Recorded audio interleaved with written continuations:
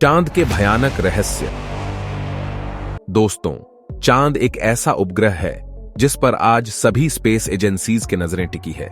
जहां नासा ने अपोलो 11 के बाद अपोलो 17 तक चांद पर कई मून मिशन किए, लेकिन उसके बाद नासा चांद पर वापस कभी नहीं गया।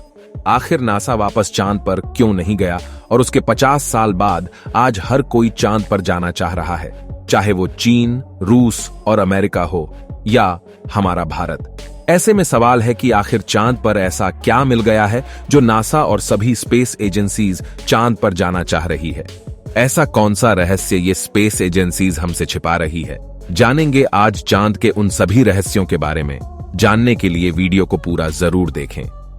दोस्तों, आज से 4.5 अरब साल पहले ही हमारी धरती पैदा हुई थी और इसी शुरुआती अवस्था में जब थिया नाम का एक ग्रह हमारी धरती से टकराया, तब चांद की उत्पत्ति हुई थी। चांद उस समय हमारी धरती के काफी करीब था, जिस वजह से धरती की रोटेशनल स्पीड काफी तेज थी। उस समय धरती पर एक दिन मात्र 6 घंटे का था, लेकिन जैसे जैसे समय बीतता गया, अरबों सालों में चांद हमसे काफी दूर चला गया और आज चांद धरती से 3,84,000 किलोमीटर की दूरी पर मौजूद है। दोस्तों, हमारे चांद का व्यास लगभग 3,000 किलोमीटर है। अगर हम चांद की सरफेस को देखें तो यह हमें कई हजारों क्रेटर्स से भरी दिखाई देगी। वैज्ञानिकों के अनुसार जब सोलर सिस्टम बना था, तब लाखों एस्टेरॉइड्स चांद और धरती पर बरसे थे। चांद पर दिखाई देने वाले ये सभी क्रेटर्स उन्हीं एस्टेरॉइड्स की वजह से आज भी चांद पर मौजूद है। लेकिन जैसे जैसे समय बीता, धरती पर ये क्रेटर्स कम हो गए, क्योंकि धरती पर टेक्टोनिक प्लेट्स का मूवमेंट होता रहता है, जिससे कई क्रेटर्स साफ हो गए, जबकि चांद पर टेक्टोनिक प्लेट मूवमेंट नहीं होता। चांद पर धरती की तरह कोई एटमॉस्फेयर नहीं है, इसलिए चांद पर न तो हवा है, न बादल और न बरसात। चांद की ग्रेविटी धरती के मुकाबले 6 गुना कम है। अगर चांद पर आप कूद सको तो आप चांद पर 9 फीट कूद पाओगे। दोस्तों, धरती पर एक दिन 24 घंटे का होता है, लेकिन चांद पर एक लूनर दिन धरती के 14 दिनों के बराबर होता है और इतने ही समय चांद पर रात रहती है। चांद हमारी धरती से टाइडली लॉक्ड है, यानी जितनी देर में चांद अपनी अक्ष पर घूमता है, उतनी ही देर में चांद धरती के चारों ओर भी घूम जाता है। इसी वजह से चांद का एक हिस्सा साउथ पोल हमें धरती से कभी दिखाई नहीं देता। चांद के इसी दक्षिणी ध्रुव में चंद्रयान उतरेगा। दोस्तों, आपको बता दें कि चंद्रयान चांद के इस हिस्से पर लूनर डे टाइम पर उतरेगा, न कि रात के समय, क्योंकि चांद के इस दक्षिणी हिस्से में काफी ज्यादा ठंड रहती है, -130 डिग्री सेंटीग्रेड। इतने कम तापमान में चंद्रयान के इलेक्ट्रॉनिक उपकरण सही से काम नहीं करेंगे, इसलिए चंद्रयान चांद पर 14 दिन यानी एक लूनर डे के लिए ही रहेगा। दोस्तों, चांद के बारे में एक ऐसी बात जिसे जानकर आपकी रूह कांप उठेगी। चांद पर दिन का समय धरती की तरह नहीं होता, यानी चांद पर धरती की तरह उजाला नहीं होता, क्योंकि चांद पर कोई एटमॉस्फेयर नहीं है। चांद पर दिन के समय में सिर्फ चांद की सतह पर रोशनी रहेगी और असल में चांद पर अंधेरा ही रहेगा। इसे और समझने के लिए आप इमेजिन करिए कि आप चांद पर किसी कमरे में हैं, तो वहां पर दिन के समय भी बिल्कुल अंधेरा रहेगा, भले ही आप उस कमरे का दरवाजा बंद न करें। चांद और ज्यादा भयानक हो जाता है जब चांद से इतनी रात में तारे भी दिखाई न दे। इसका कारण भी चांद पर एटमॉस्फेयर का न होना है। तारों को टिमटिमाते हुए हम एटमॉस्फेयर की वजह से ही देख पाते हैं, इसलिए चांद का आसमान बिल्कुल साफ और काला दिखाई देगा। चांद से सिर्फ आपको हमारी धरती, सूरज और अन्य ग्रह दिखाई दे सकते हैं। तो सोचिए, सूरज के होते हुए भी चांद पर अंधेरा ही रहता है। लेकिन दोस्तों, चांद की सरफेस अंतरिक्ष में किसी कांच की तरह है जो सूरज की लाइट को रिफ्लेक्ट करती है, जिस वजह से रात के समय में चांद धरती के लिए एक ट्यूबलाइट के तौर पर काम करता है। चांद पर बिल्कुल भी एटमॉस्फेयर न होने की वजह से चांद पर सूरज की यूवी रेज सीधे गिरती है। इस वजह से चांद पर जाने वाले एस्ट्रोनॉट्स को रेडिएशन का खतरा भी रहता है। ये रेडिएशन स्किन कैंसर और बाकी कैंसर बीमारियों को इंसान में पैदा कर सकता है।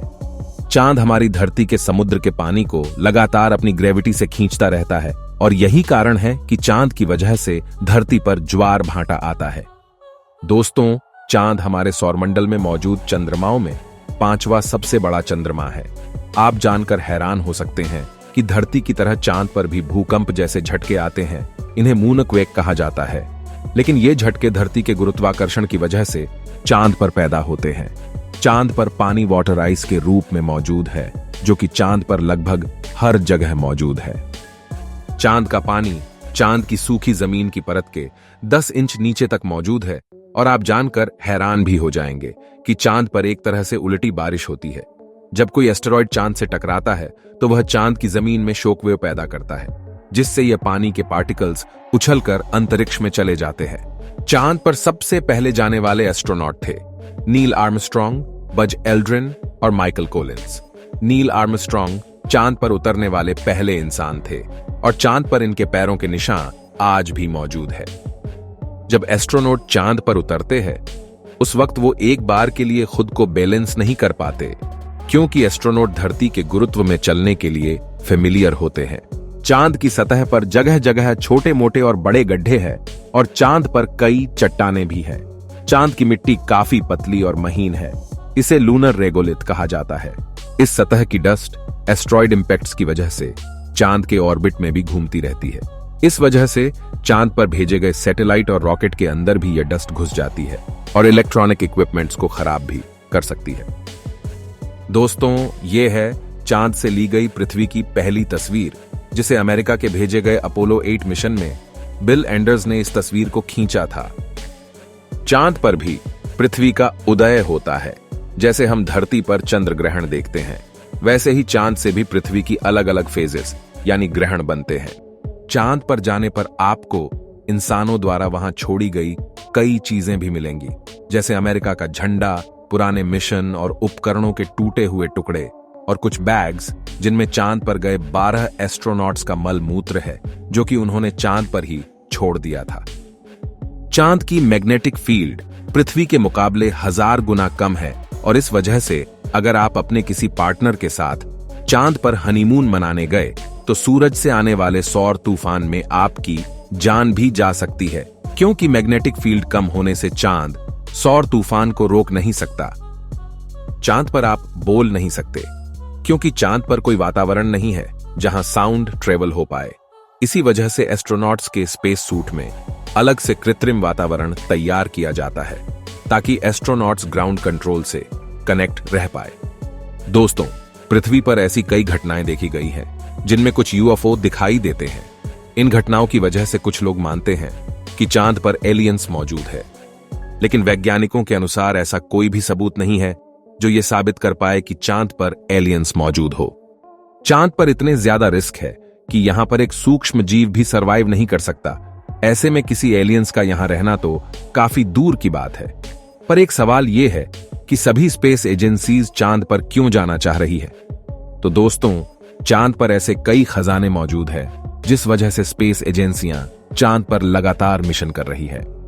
चांद हमारे वैज्ञानिकों के लिए एक लेबोरेटरी बन सकता है जहां वैज्ञानिक रिसर्च कर सकते हैं, क्योंकि एक तो चांद से अंतरिक्ष में ऑब्जर्वेशन करना काफी आसान है, दूसरा चांद पर पानी मौजूद होने से वहां पर एक ह्यूमन बेस बनाना आसान है, तीसरा चांद पर कई रेयर अर्थ एलिमेंट मौजूद है जैसे हीलियम 3। इसके उपयोग से चांद पर ही डायरेक्ट फ्यूजन एनर्जी प्रोड्यूस की जा सकती है, और चांद से रॉकेट्स को भेजना काफी आसान हो जाएगा, और इस तरह चांद इंसानों के लिए एक रिसर्च लैब के तौर पर काम करेगा, जिससे ब्रह्मांड के कई नए रहस्यों को सुलझाना आसान होगा।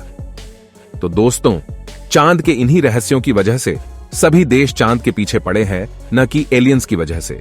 ऐसे में आपको क्या लगता है, क्या चांद पर एलियंस मौजूद हो सकते हैं? कमेंट में अपनी राय जरूर दें। हम मिलते हैं आपसे किसी अगले वीडियो में। तब तक के लिए ब्रह्मांड में घूमते रहिए।